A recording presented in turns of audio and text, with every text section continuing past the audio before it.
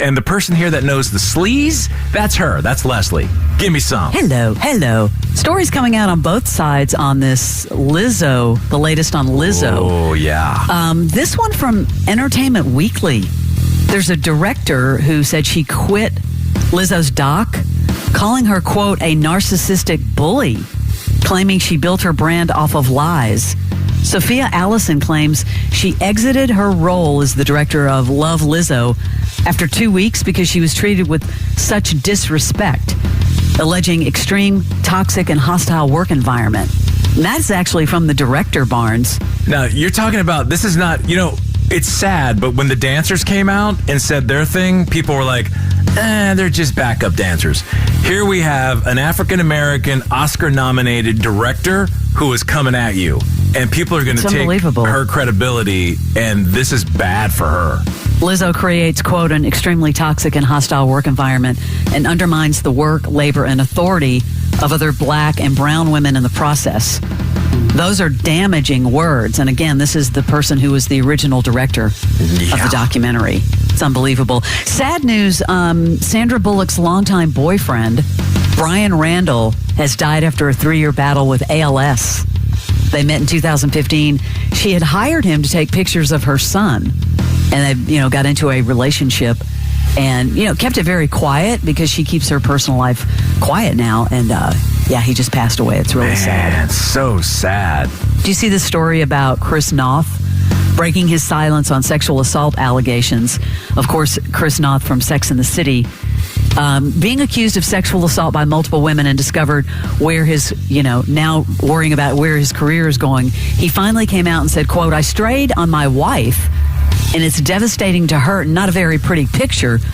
What it isn't is a crime. There's nothing I can say to change anyone's mind when you have that kind of tidal wave. He is denying reports by women who have come out and said they were sexually assaulted by him. And dude's timing could not have been worse because, man, that cut him out of this whole money machine that was the comeback of Sex and the City. It's pretty unbelievable how many stories are coming out about him, but he is completely denying those. You knew this would happen. Babynames.com says that searches for Barbie blew up by 300% in July, and searches for Ken increased by 200%. I guess we're going to have to wait and see how many people actually go through naming their kid Barbie or Ken. Don't do it. Just don't. I know. Well, Ken, you can get away with, but the Barbie thing, you're just going to set them up for ridicule, which we spun the wheel of psychos, by the way, that had all the common names. You can see it in social media. And the name that it landed upon was Sarah. So we're looking for Sarah stories. Psycho Sarah. That even works. If you know a Sarah and you have a psycho story about a Sarah, somewhere in your life, reach out. By the way, thanks to Barbie, I'm Just Ken, that song that Ryan Gosling is now the 15th former member of the Mickey Mouse Club to make the Hot 100. How funny is that? I mean, now he's up there with Britney, Justin, Christina. But wow. Here's some of that song, Ryan Gosling. I mean, we got to listen to it. Come on. You have to put an asterisk by this, right? I mean, doesn't it deserve an asterisk? Asterisk needed. Wow. Another Hollywood breakup. Natalie Portman and her husband, Benjamin Millipede, have reportedly separated following rumors he had an affair. Yeah, they spotted her out with no wedding ring. They were together 11 years.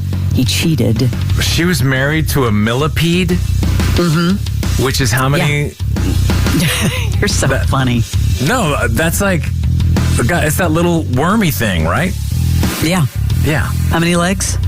Oh, I don't know how many legs. A lot. And speaking of, this is quite interesting after all these years.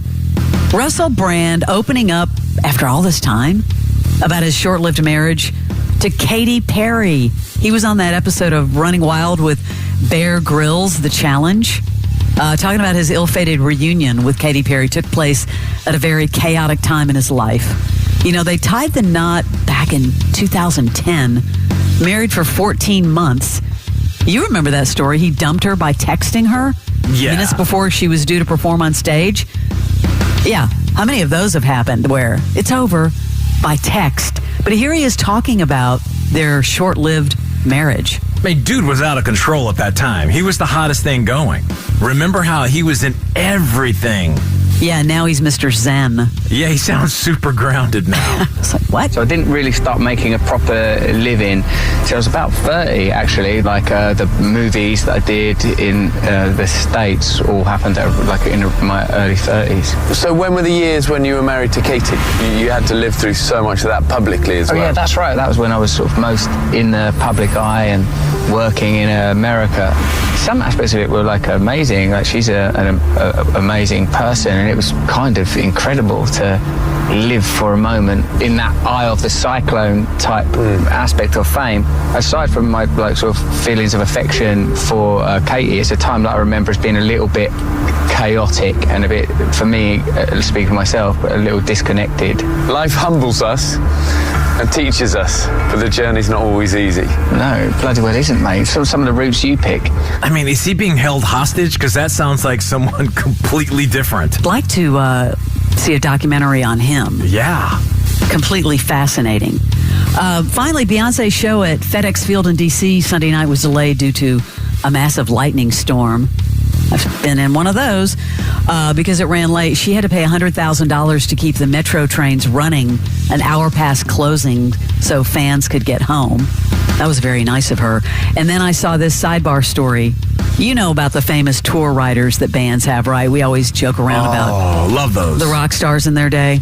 This is now allegedly Beyonce's tour rider includes brand new toilet seats at every single venue for her. I mean, is that a little extreme? I guess if you want to keep up your diva persona, one toilet seat? She's Beyonce. She can request anything, right? But apparently, and I don't know if this is true, but this is from Consequence of Sound. They're saying new toilet seats at every show, which would be hundreds and hundreds of toilet seats. Yeah, Beyonce will only poo one time and you've got to replace the seat. Man, follow her around. Let's do some investigating on that. Some truck is following them around in their whole little motorcade with toilet seats. New porcelain thrones at every stop. That is your Celebrity Sleaze. The Morning X with Barnes and Leslie. 99X.